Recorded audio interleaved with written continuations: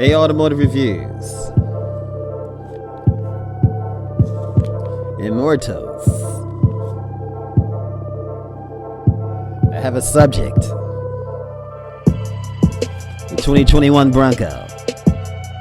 Now Bob Lutz on the Ford Bronco, he says that the Jeep Wrangler will remain the benchmark. Is that true, folks? Tell me what you think in the comments. The 2021 Ford Bronco is a hugely important vehicle, not just for Ford, but for Jeep as well. It's the first true contender competitor to the Wrangler. Since the Bronco went out of production in the 90s, some people may even argue only the first generation Bronco was a true Wrangler or CJ5 competitor. Is that true, folks? Tell me it ain't so. But no matter how you feel, a few nagging questions arise. Is it too late? Did it come too late to the party? What happened, folks? We will see. And can it really compete against such an established vehicle as the Jeep Wrangler? Here's what the legendary Bob Lutz had to say about it at an op-ed story on Road and Track. We'll get back to that. Now, Lutz doesn't think the Bronco came too late in any way. He compares the decision to Honda and Toyota being late to the minivan game when Chrysler was already dominating it. The Japanese brand still saw a market segment and went for it. They jumped in, put on the bicycle gloves, and they fought like Dickens. And many customers went to those brands because of their stellar reliability and quality reputation. Lutz says, if a brand can make a compelling enough package, it won't really matter when it comes out in relations to the competition.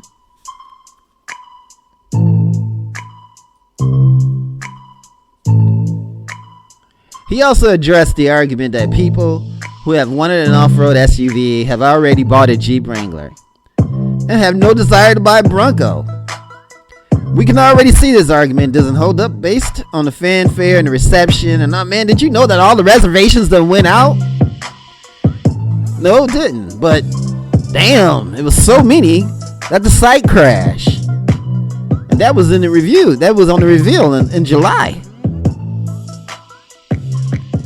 Now, the fanfare reception and the amount of people that have already pre-ordered the vehicle, Lutz goes on to say, the market is not static and will continue to bring in new customers that maybe haven't considered an off-road focused SUV before, like myself. Actually, before the Jeep Bronco came out, I went to the Jeep dealership just to see what it was all about. And that's when I saw what I liked cost almost $80,000. I was like, oh my God. But then there's also a matter of the brand loyalty when it comes to the Ford Bronco and the Jeep Wrangler. Some people haven't bought a Wrangler simply because it's a Jeep, and they are diehard fans of Ford, or they get a family discount on Ford products. For these people, the Bronco is an easy buy.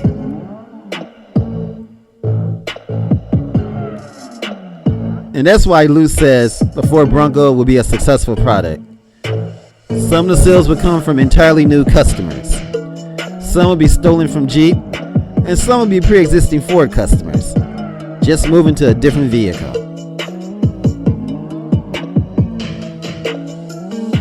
Yes, still, Lutz says.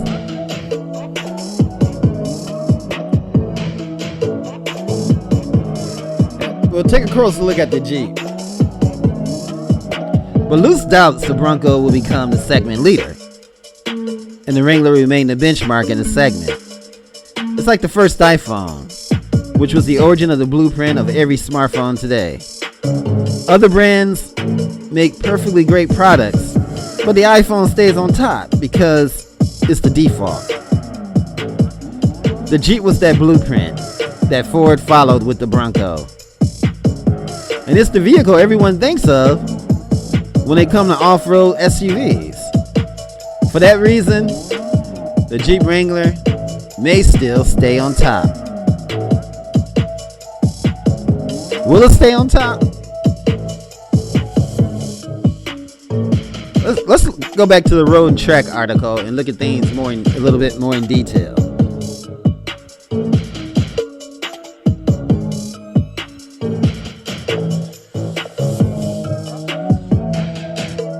Now, Bob Lutz did weigh in, as we talked about. And during his time at Ford from 1975 to 1986, he had a phrase that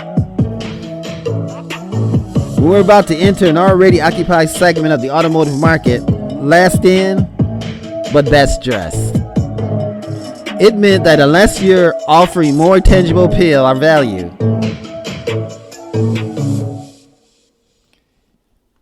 then you don't have no place. It meant that unless you're offering this, you have to outvalue the established contender. And if you don't, you might as well stay home and not show up to the fight. Now, we don't really know how good the just unveiled 2021. Sometimes I want to say 22. No one knows just how good this Ford Bronco is. But with Ford undeniable engineering prowess, there's no need to doubt its basic competency. It would be an excellent vehicle with fantastic off-road qualities. But a question still arises. Is it too late? Haven't all the dedicated off-roaders already bought a Jeep? Ignore a few fundamental facts first. The market is not static, like a pond, which once fished out, stays fished out. It's more like a river, always presenting new customers as former buyers drift downstream. The fact that Chrysler had a lock on minivans in the 80s and the 90s didn't deter, again, what I said earlier, didn't deter Nissan or Toyota from getting into the fight. Now that's a lesson to be learned. Not only does product excellence count, but brand is often the telling factor. Many minivans customers bought Chryslers, which they're then uneven quality, but were humbly waiting for an offering from one of the highly trusted Japanese brands. Nissan offering missed so badly in styling that even then the chief designer Shiro Nakamura told Road and Track, I sort of let that one get away. The reality is that there are tens of thousands of Ford loyalists in this great land who won't even bother a Jeep or a Chevrolet. And when they saw this Bronco, Santa came early for them. Now the Bronco does it on the styling. I mean, it's above the Jeep. And the Jeep is nice, don't get me wrong. It has so many, the Jeep looks nice, but we're used to seeing it. We're used to the grill slats. We're just used to it. And people like something new. It's like being in a relationship and all of a sudden you see something else and you say, wow, look at that. I wonder how that is. You go ahead and give it a ride. And all of a sudden you get in it and you find out that the seats are more firmer. You find out that, the characteristics has changed and there's many other options offered. And then who knows, you might shack up and stay with that one. And honestly, it looks like that's the case. In my opinion, a lot of people are going to go to the Ford Bronco because the styling and everything else is just on point.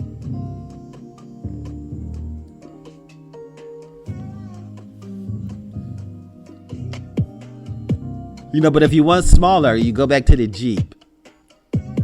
So certain things you like. The Bronco looks bigger than the Jeep. I mean, even from the appearance. I think the Bronco's in a great place, and I think the Jeep's in a great place. And as far as Jeep being the leader, I think there'll be 2 leaders in this segment. There'll be 2 leaders, 2 drones, one for the Jeep Wrangler and one for the Bronco. And I don't think the buyers will so much cross shop, because I don't think one looks better than the other, really. It depends on personal taste and brand loyalty.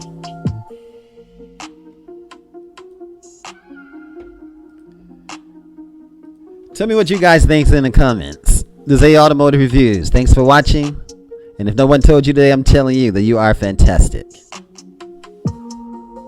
Keep your head up. If you enjoyed this video, give it a thumbs up, share it with your friends, and subscribe for more interesting videos.